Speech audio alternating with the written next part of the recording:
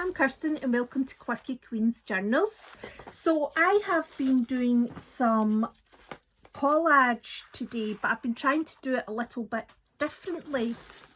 So lately I've been gluing some of my papers onto like book pages or onto the masking tape for a snippet roll, so that I've got basically ready-made like patterns or you know, colours, whatever it is that I'm looking for. Textures as well is another one. Whatever it is I'm looking for to help me make something. And they've generally been aimed towards the junk journals. So I was watching Nicole Relax Cut and Glue yesterday, and she was making collage masterboards, and basically she was putting down her base, then she was putting stamping on top, and then she was adding in like flowers or insects or numbers, words, just whatever. She was basically building up layer upon layer. And I thought, do you know what would happen if you actually put down the base, but then what you did was you started taking away the base? So I did a couple where I basically did them in the form of squares, and this is a lot of the patterned book pages that I've been using lately. Like I used it in the, yes, I was using them in the folio. I made folios, and so what I did was I made that with the book pages, and then this is the white bits in the book pages that I've cut up and put on top, and this is gel printed tissue paper that again I've put on top of, I've actually put, these have been put onto the top of the papers that I've been using to protect the table, and I've cut these ones up. And then what I've done is I then took one of the cards and I've cut all the white bits out of it, and I've made these little shapes. Now here I've actually stuck this down because I created another page, but what I did was I used just this single gel print, so it was all the same underneath, and I tore white pieces of paper and put them on top. And then I got out the cutting board and the knife. Now I got this for £3 with extra blades in the Range, which is a UK shop. So I'm sure you'll find one of these quite cheap, and it's actually very useful and very good. So then what I did was I cut around the white bits. Obviously I didn't go right into the tear edges, I just used them as a kind of guide for the shape. And then I was like, right, what am I going to do with that? So I really like this. I think it's really sad though. To me, this isn't what I intended, but to me it looks like a poor cow that's been born to make food, and that's what I get from that. And I just think this IKEA booklet that I used is very industrial with the colours that are on it and the sharp lines. And honestly, this makes me feel really, really sad. But anyway, this was unexpected and it happened. Right, this time, instead of using the book page scraps, I'm just going to use paper scraps, which I have an abundance of. I'm not even going to cut these into squares, I'm just going to put them down. I'm going rogue. You don't even need to overthink about how much glue or anything you're putting on. I've just been putting them on as they are. What I have been trying to do is make sure that I'm going right up to the edges.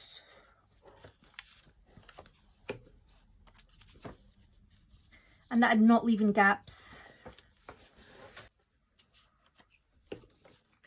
With the colours, I've not really started thinking about the colours yet, because this is more just about experimenting just now.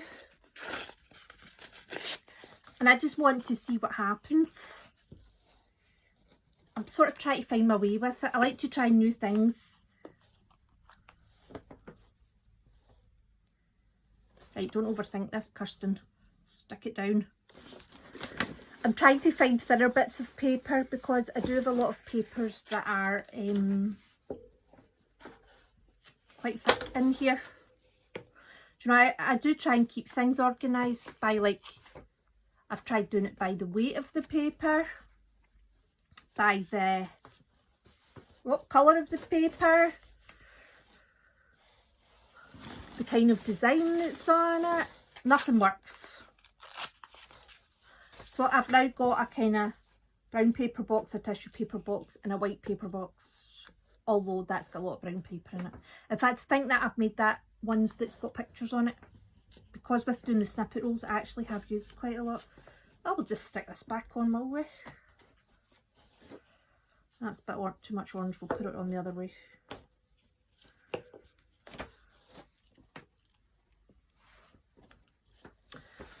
Right, one more. You don't even need to use white paper for this, by the way. You could use brown paper, coloured paper, anything.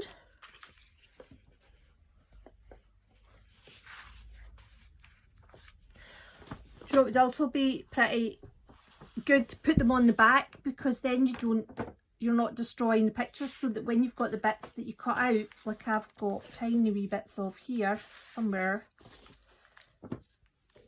when you cut them out you've still got the picture, like so. But anyway, one step at a time. So when I put these down, what I did was I basically looked for the joins. That's quite a big bit actually. I'm not worrying about the size of these. When I did it, first of all, I did choose it by size. Like, I did it all the same size, sorry. I'm sure that when I said what I was going to do, it was a completely different method I was going to use, but here I am. Rogue is normal. That's how creations are made. I'm still trying to work out if it's better to have a lot of these wee squares on or less,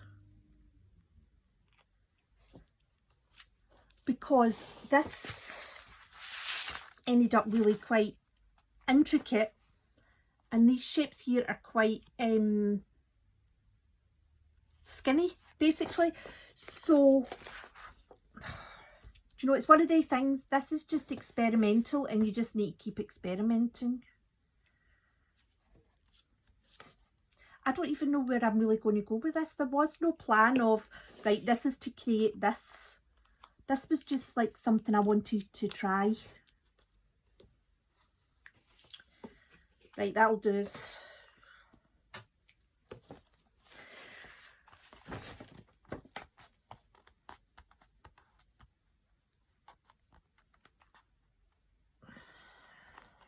Oh, I can't decide if I want to cut it out as a whole or if I want to cut it into wee card sizes and then try and cut it out. I'm going to put half of it into card size and the other half into... The decision has been made. I'm going to cut around this one and I'm going to cut these into card sizes. See, when I'm cutting it into the card sizes, I'm actually trying to go through white paper so that I've got bits of it left. So basically on the card size ones, I am literally just cutting little white squares out. These are roughly squares, so I'm just using them as squares. But the thing is I can do it another time and I can put it through onto the cutting board and I can cut around them.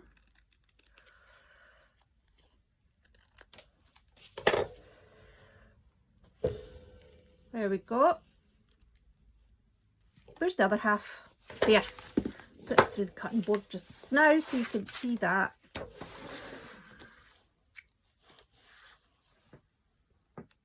This one, I feel like Last time the white pieces were a lot larger, so I'm hoping that we'll get something quite different this time. The thing is as well is, it's not just like, right, this is all to be used in one picture. This can be used in many, many different ways, many different pictures.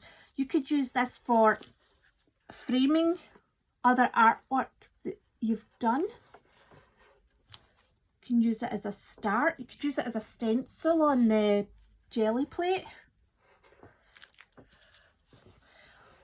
What I like about this is, what I feel that the actual true purpose of this is it gives you shapes that you wouldn't ordinarily have. I would not sit down to draw this out.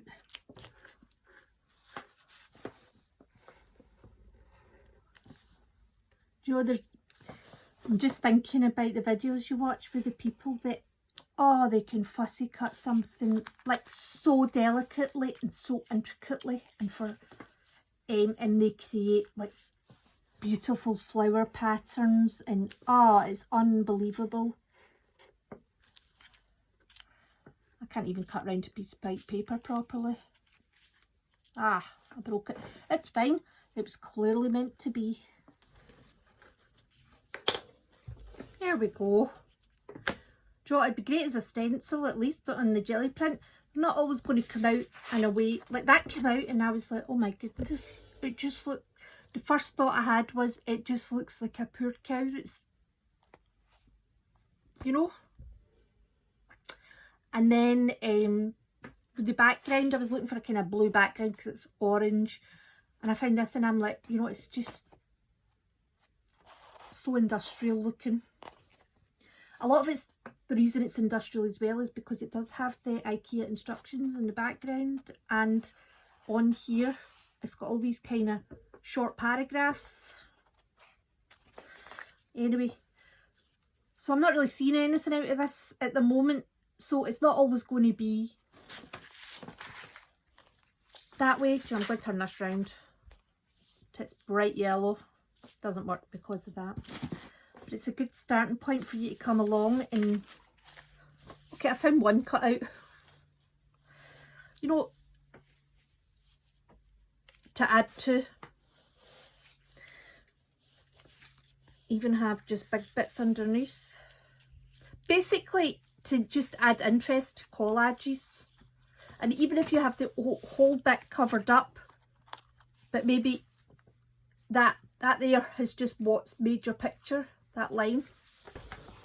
So I'm going to do a few more, and what I'll do is I'll keep half of them so you can see what I've used to put it together and how I've decided to cut it up and what I can make with it. Okay, so I've made some more collage boards. That's the one you'd seen earlier. I tried to make quite a neutral one. I've made a green and yellow one, a black and white one. This was supposed to be a metallic one, but I had to kind of add in a couple of neutrals. I think I've used most of my metallic jelly prints, to be fair. So they are mostly torn. Some of them I have cut in rectangle shapes. So what I'm going to do is I'm going to put some squares on top. Now I'm going to use brown paper. I'm going to do a mixture of bigger squares, little squares, more spaced out, more together. I'm going to try and do a bit of a kind of mix. So I've made a few boards. I've cut them in half. I've done big squares far apart. I've done big squares close together. And I've done big torn pieces close together. I've done little torn pieces close together and little squares far apart. So I'm going to have a go at cutting these up just now. Okay, I've done some bits and pieces.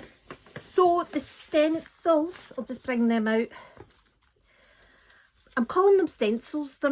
They can be used as stencils, but they're also, you know, to be used for collage, shape making when you're doing abstract painting to try and get more organic shapes. So I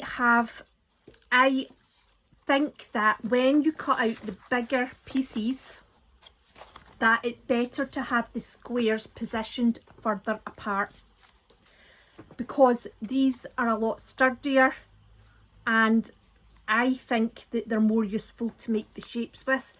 I think this is too busy and you'd be better cutting this up like you would do with the little cards, where you just cut them out and you make a little shape like this. Because to put that whole thing down on a page to work from, I don't know if you'd want all that in one go.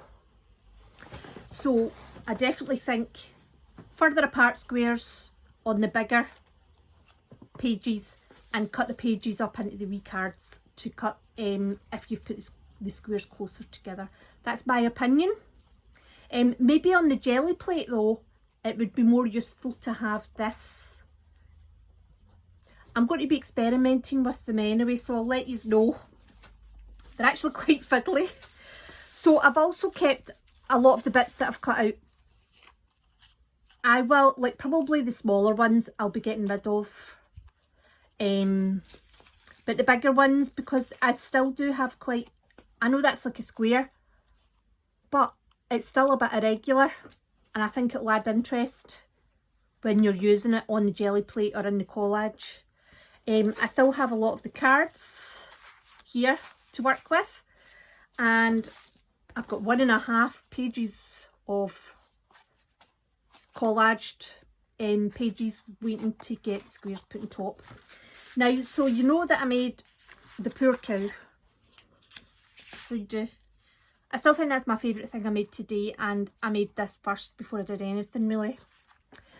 I have done a photo frame for the junk journal, so I'm thinking that this could maybe come in here or something. I have a little collage, so it's basically just one of the stencils. I actually think it's one of the flimsier ones that the squares were close together, and I have used some offcuts from an abstract picture I made and one of these cutouts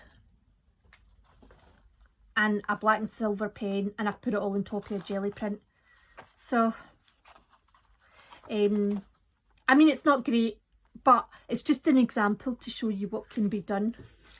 And I've done a wee abstract.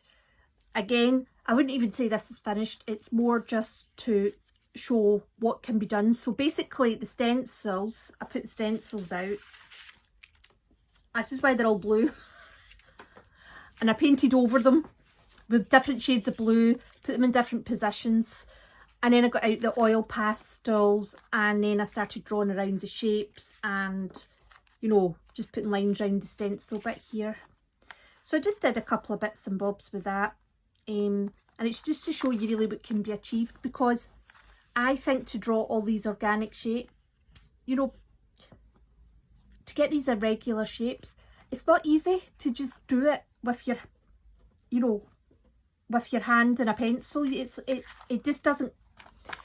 I think you need to find other ways to make the organic shapes, and I think this is an excellent way to do it. And I think out of everything, for me, using them on the jelly plate and for making organic shapes in an abstract painting, I think are the most useful uses for these. So I hope you find that information useful, and I certainly did. And hopefully I'll get a couple more videos out just showing me working with them on the jelly plate and maybe doing a couple of art journal pages. Hope you enjoyed it, and I hope to see you soon, and take care.